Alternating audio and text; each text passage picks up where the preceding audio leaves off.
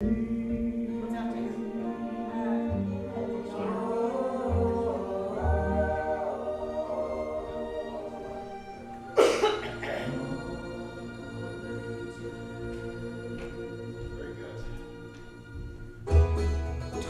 songs by Southern Gospel's biggest names. This is Sunday Inspiration on AM.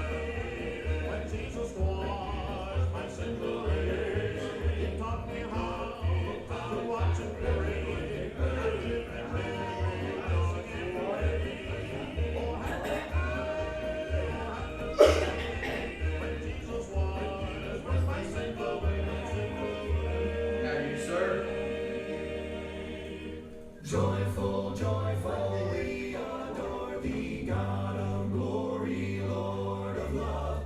Hearts unfold like flowers before thee, opening to the sun above. Melt the clouds of sin and sadness, drive the dark of doubt away.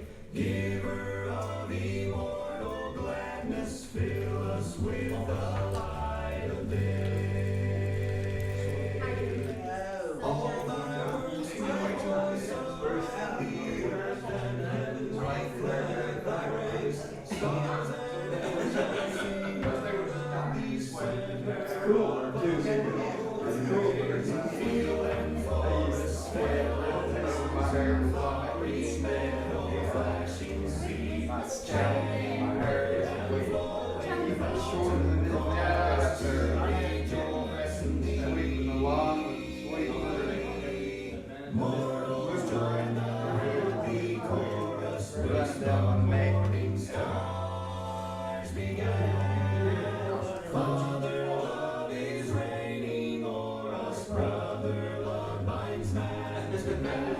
Joyful, joyful, we adore thee, God of glory.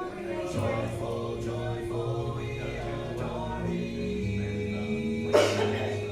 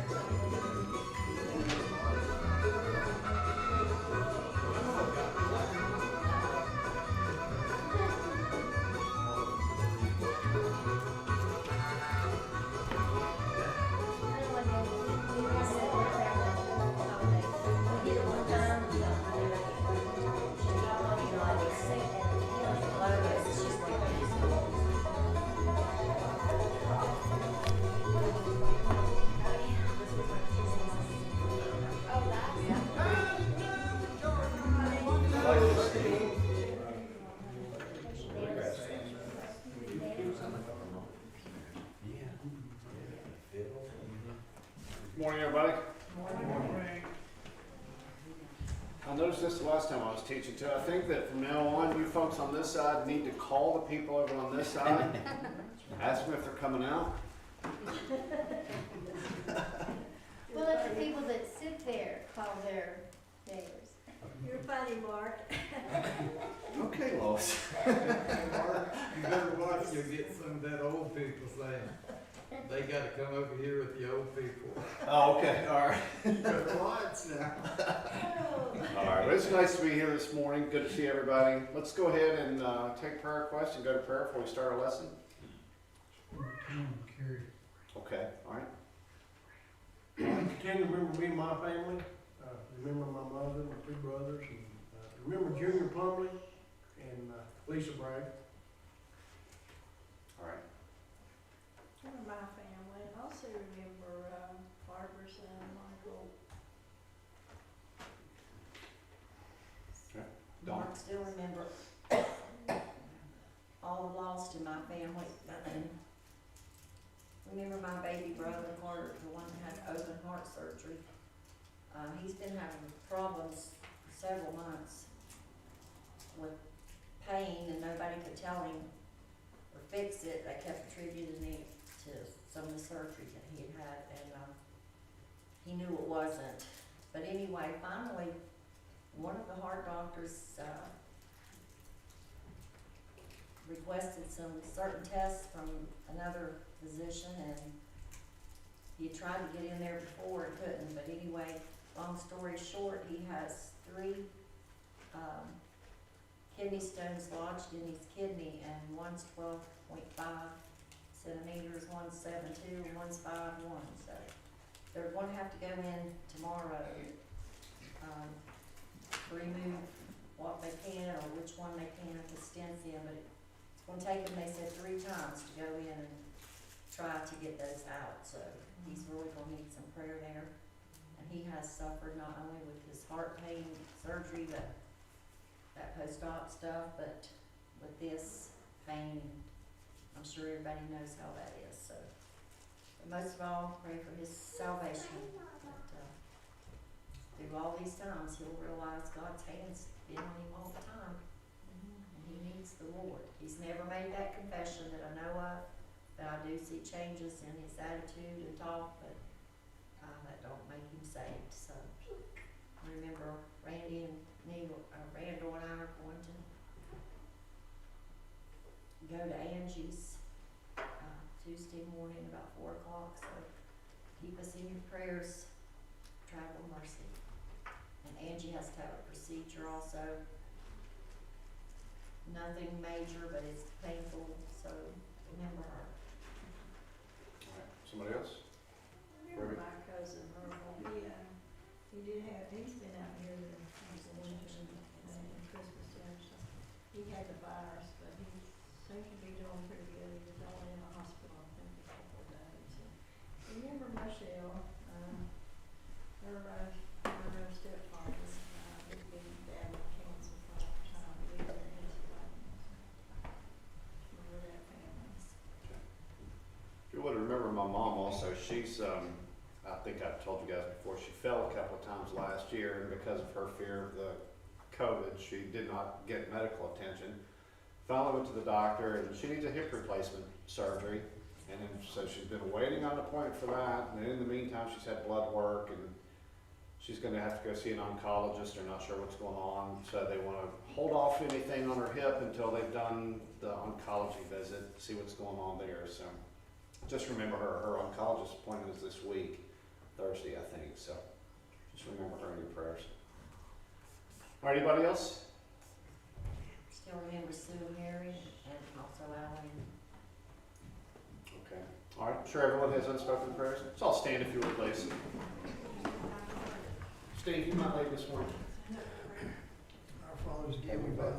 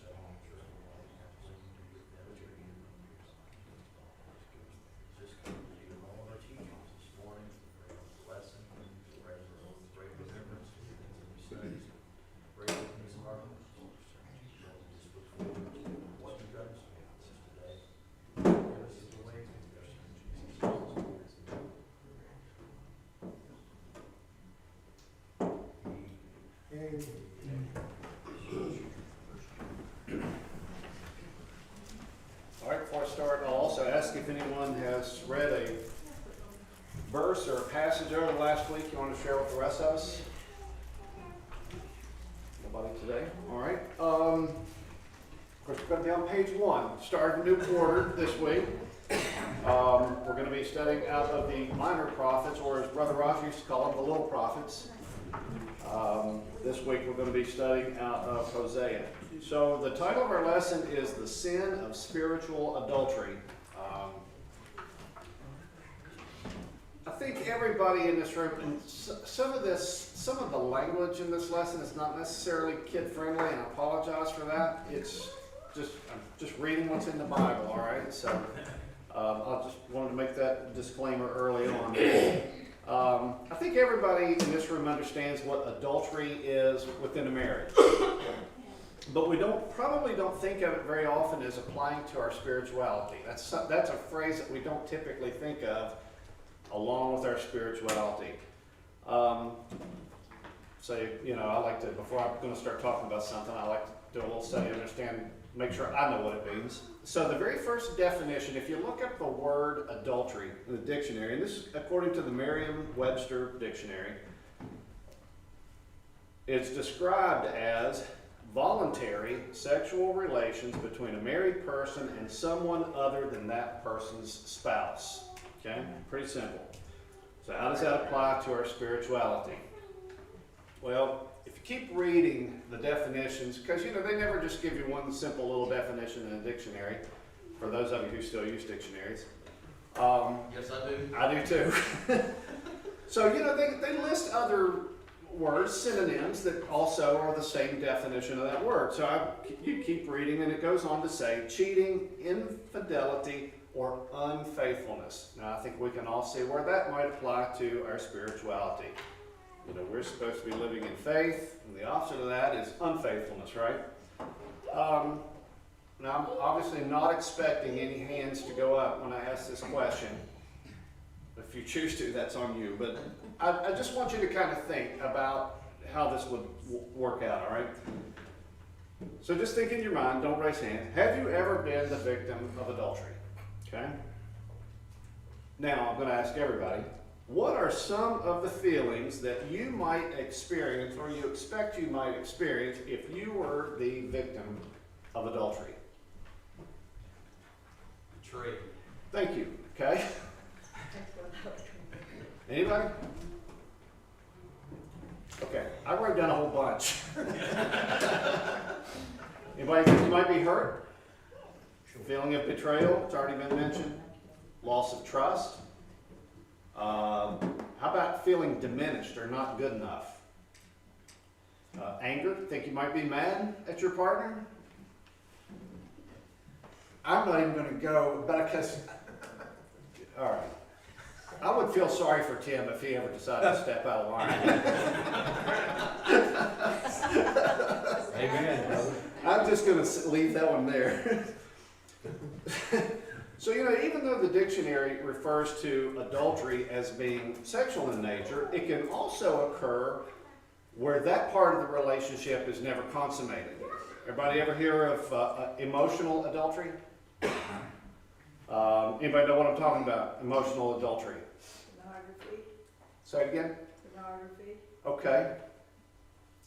How about having a relationship with someone on an emotional level, not your spouse, that it just never went to that next stage, but you were still emotionally connected or attached to that person? Would you consider that adultery? Even though it may not have ever been physically consummated? Probably. You would have that same feelings of hurt and anger and loss of trust and am I not good enough and all those other things that you might think of, right? So all of those feelings that go with that, whether it was a physical relationship or just an emotional relationship. You hear this happening all the time in the work environment. Over the last 40 or 50 years, this country's kind of changed the way the work environment goes. It used to be, men worked in the men's field, women worked in women's work, and this and that. But now you have offices and workplaces where everybody's kind of working together, right? So you're with these people a lot, and there's a very real danger if you don't guard yourself that you can develop an emotional attachment or relationship with someone that you work with. It happens. You see it all the time.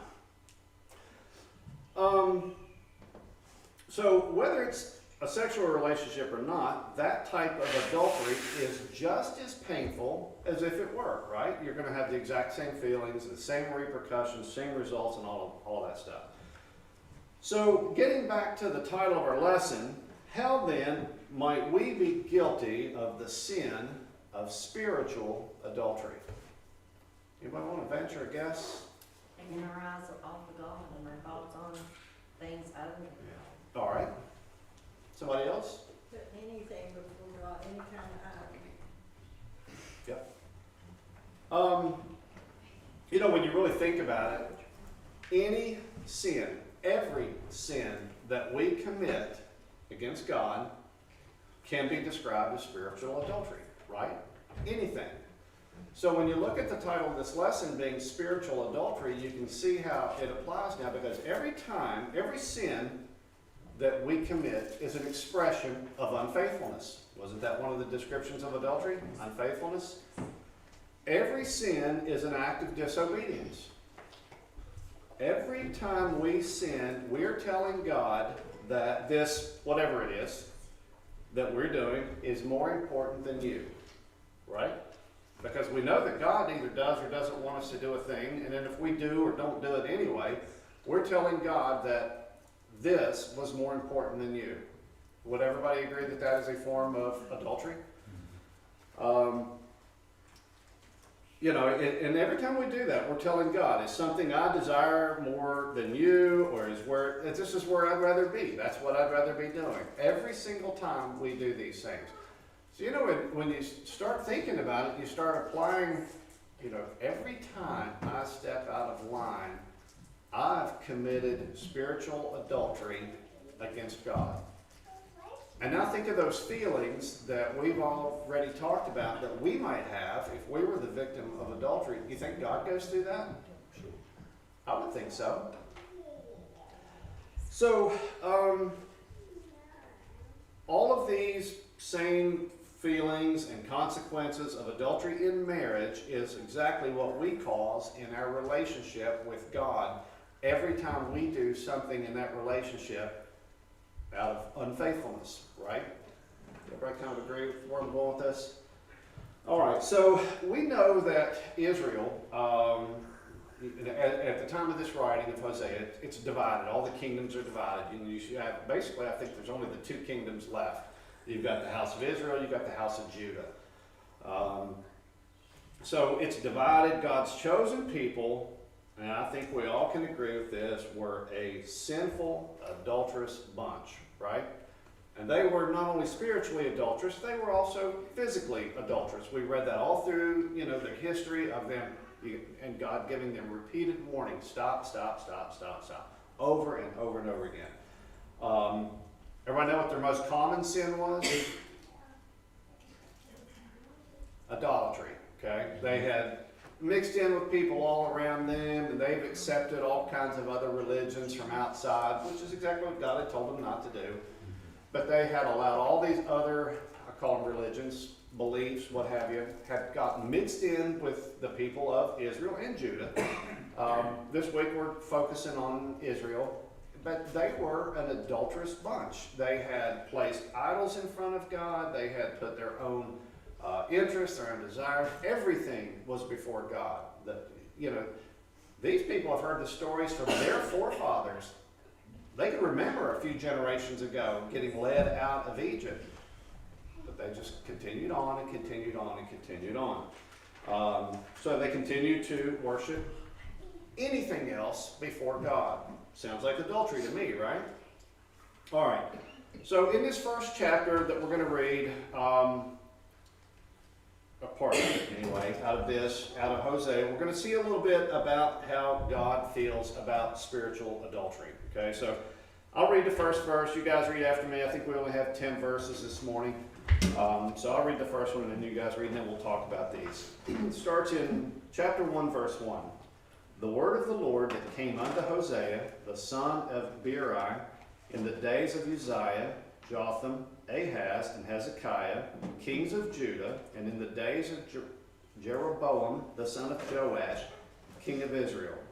The beginning of the word of the Lord, and the Lord said to Hosea, Go take and do thee a wife of whoredoms and children of whoredoms, for the land hath committed great whoredom, departing from the Lord. So he went and took Gomer, the daughter of Diblaim, which conceived, and bare him a son. And the Lord said unto him, Call his name Jezreel, for yet a little while, and I will avenge the blood of Jezreel upon the house of Jacob, and will cause to cease the kingdom of the house of Israel. And it shall come to pass at that day that I will break the bow of Israel in the valley of Jezreel. And she conceived again and bare a daughter. And God said unto him, Call her name Loruhamah, for I will no more have mercy upon the house of Israel, for I will utterly take them away. But I will have mercy upon the house of Judah, and will save them by the Lord their God, and will not save them by bow, nor by sword, nor by battle, by horses, nor by horsemen. Now when she had weaned Loruhamah, she conceived and bare a son. Then said God, Call his name Lo-Ammi, for you are not my people, and I will not be your God. Yet the number of the children of Israel shall be as the sand of the sea, which cannot be measured nor numbered. And it shall come to pass that in the place where it was said unto them, Ye are not my people, there shall be said unto them, Ye are the sons of the living God. Amen.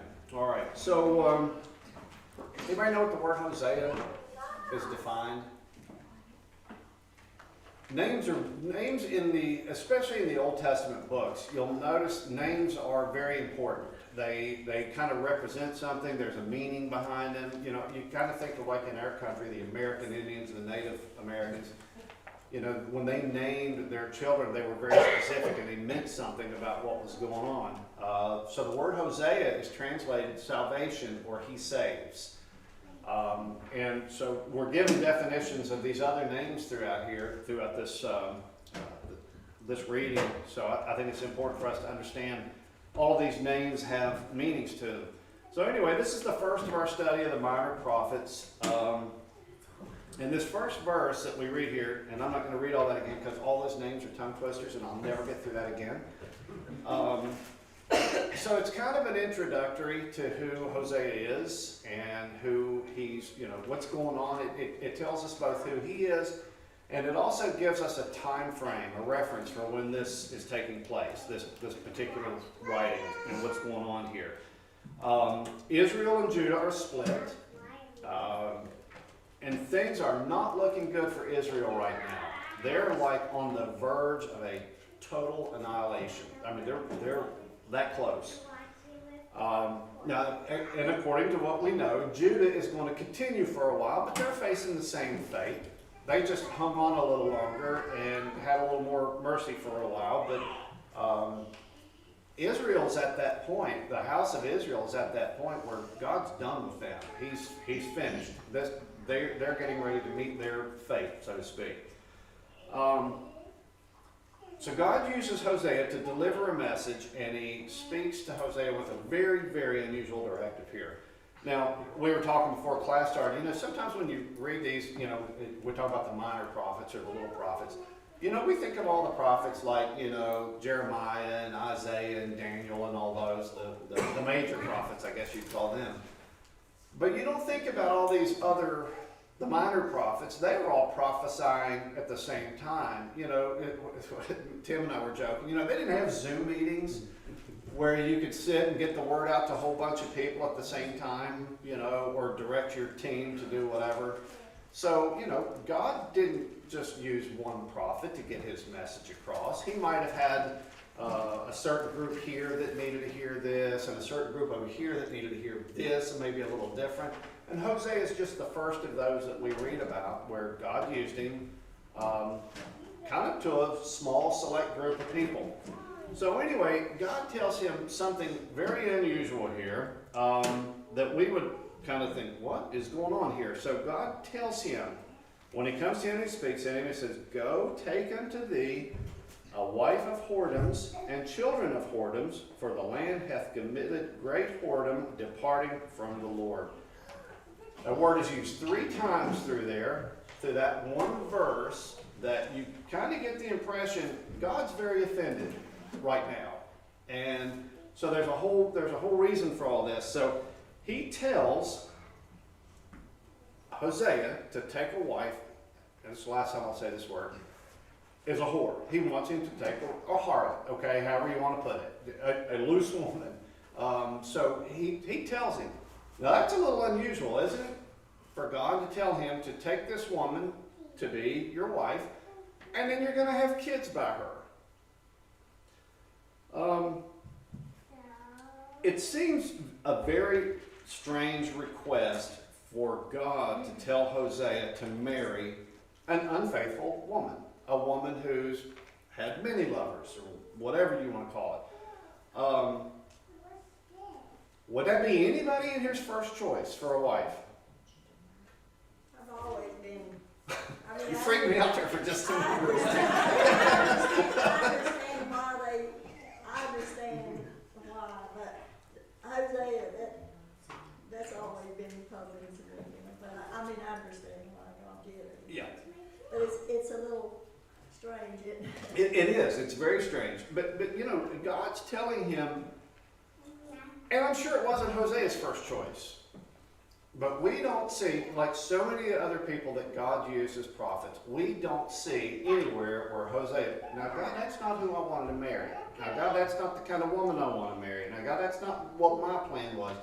We don't see that anywhere. God spoke to him, and we know that he did it. That's exactly what he went out and did it.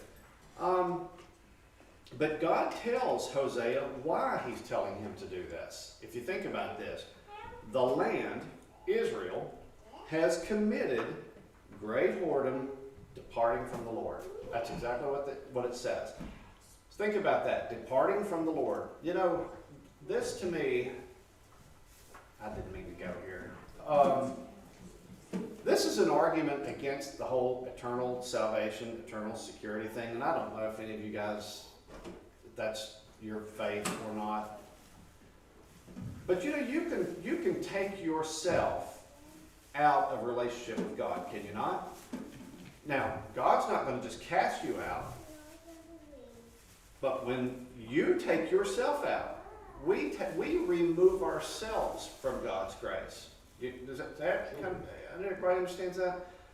So every time we step outside of our relationship with God, now, I know what my sins are, you know what yours are, or have been, or maybe will be sometime down the road. You know what those are.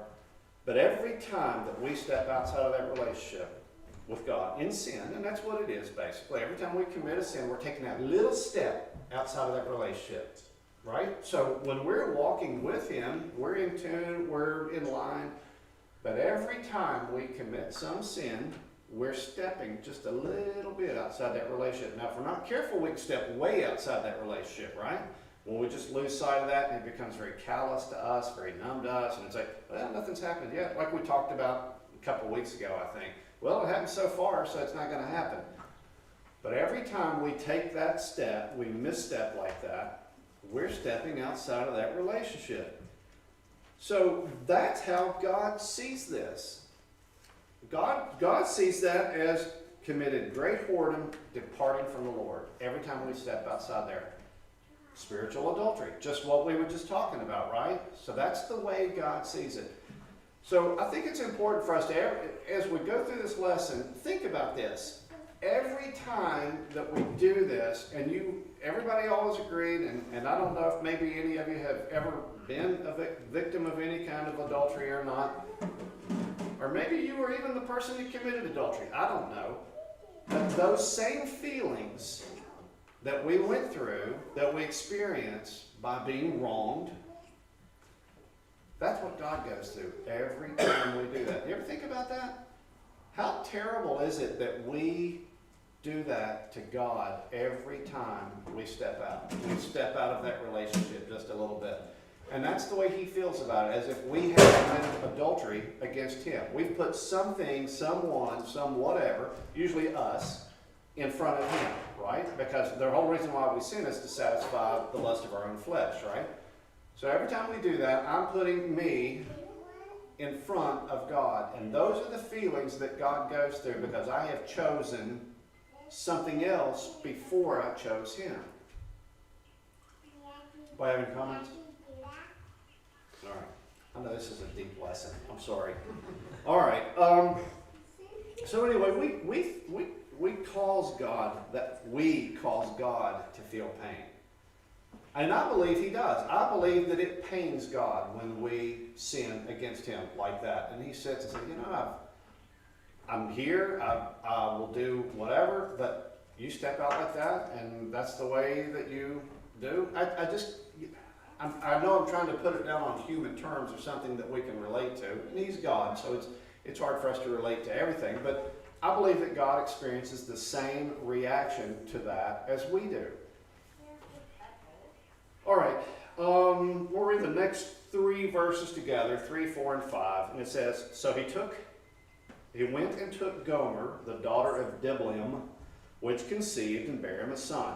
And the Lord said unto him, Call his name Jezreel, for yet a little while, and I will avenge the blood of Jezreel upon the house of Jehu, and I will cause to cease the kingdom of the house of Israel. And it shall come to pass at that day that I will break the bow of Israel in the valley of Jezreel. All right, so Hosea, being obedient to God, goes out and does what God told him to do. He marries a harlot, Gomer. That should have been the first warning. Who would marry a woman named Gomer? You know?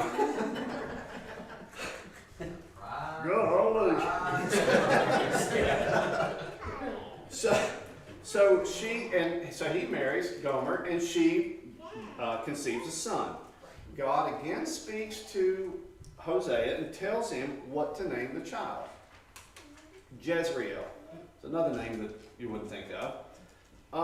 And this was to indicate what was going to happen to Israel for its infidelity, right? Putting something else before God. They are unfaithful. The name Jezreel has, and again, the importance of names in the Bible, everything's got some meaning here, is the name of a place where Jehu attacked Ahab, when all of these tribes and everybody's fighting and carrying on, and it was a pretty significant loss for Ahab. But it's also the place where the Battle of Armageddon will take place. This is a very significant place when you think about this. So, but God tells him, that's the name that I want you to name this son, and this is what this represents. This is also where God will break the bow of Israel. Anybody know what that means? Breaking the bow of Israel? It goes on in the next sentence. It kind of tells you what it is. And that kingdom will cease. God's done. Israel, the tribe of Israel, is going to stop. The house of Israel will cease at this point. God make any promises that he doesn't keep? No, and that's exactly what happened. You know, we know this because we've read this and we study this, and this is just right before, you know, Israel was defeated, annihilated, and right before then Judah went into captivity. So this is all during that same kind of time period leading up to the demise of Jerusalem, you know, all of it. So anyway, that name, Jezreel, has some pretty specific meaning as far as what was going to happen with these people. Now, in verse 6 he says, and she conceived again and bare a daughter, and God said unto him, call her name Loruhamah, for I will no more have mercy upon the house of Israel, but I will utterly take them away. So again, Gomer conceives. This time she has a girl, and God tells her, tells Hosea what to name her, and I'm not going to say that name again. And the meaning of that name, no love or mercy. And that's what that name is translated, no love or mercy. And God tells Hosea that he will have no mercy on the house of Israel. It is going to utterly be taken away. And that's the words that he used. It will utterly be taken away.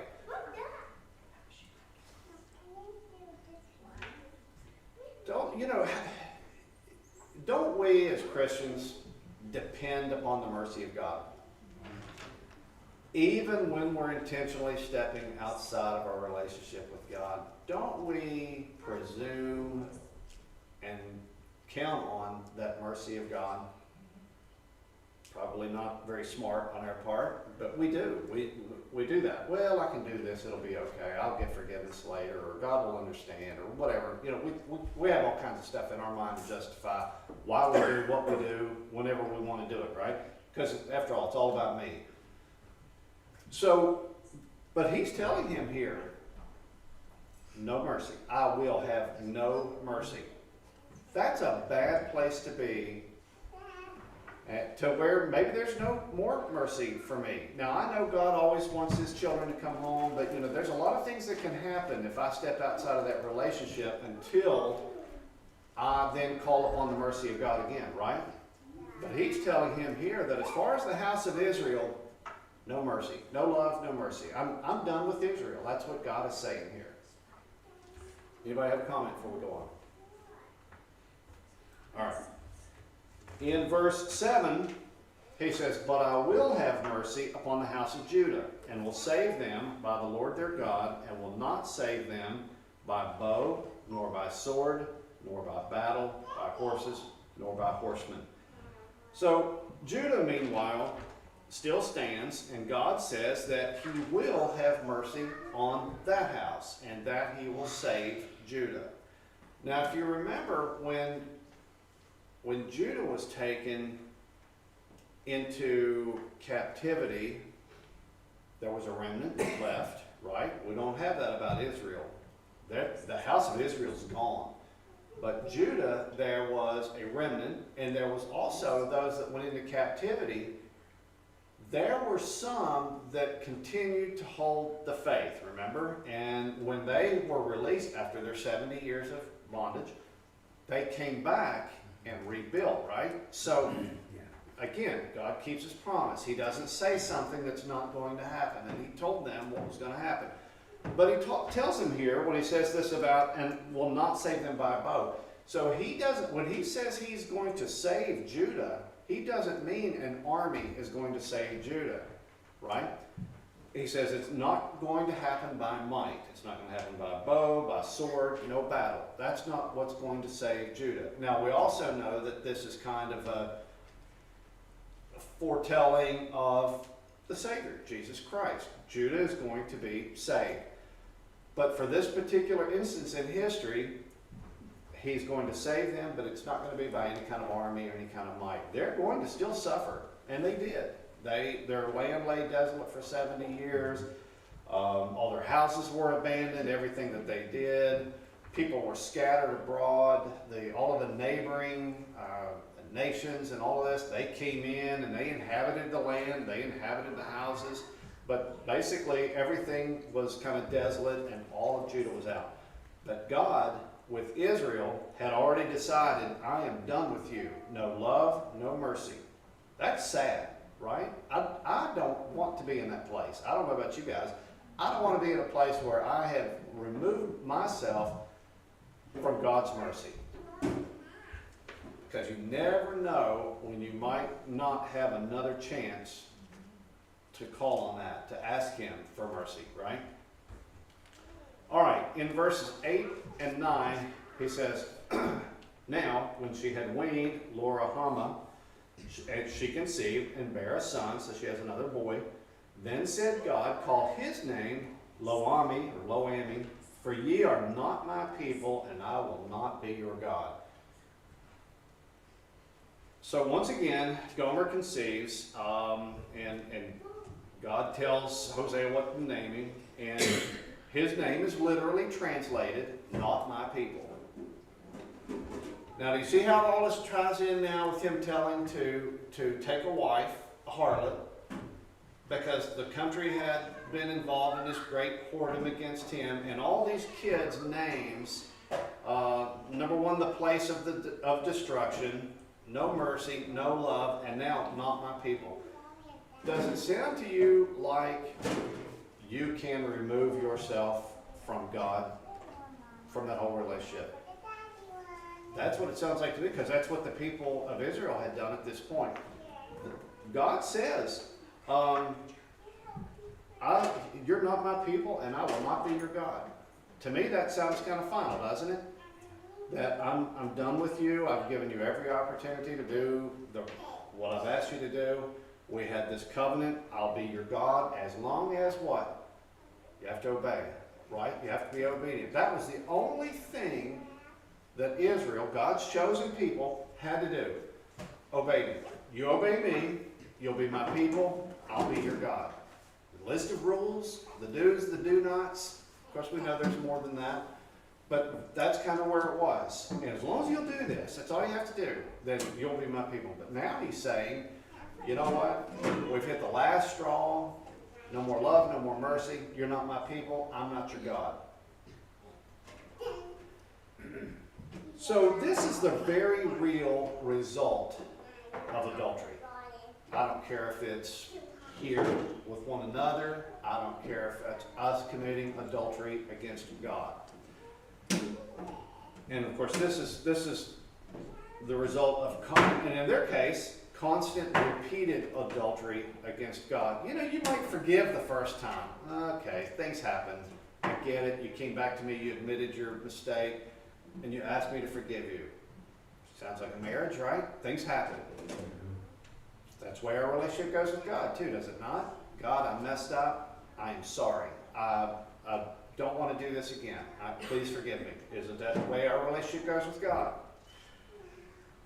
So, but this constant voluntary adultery against God, you know, we might try to jump in and out of that relationship, you know, kind of like, well, I'm going to be happy with my wife for a while. No, I'm going to step over here for a while. No, I can go back home. She'll take me back. Well, that's what we do with God too, right? We do the same thing. Every time we sin, we're stepping outside that just a little bit.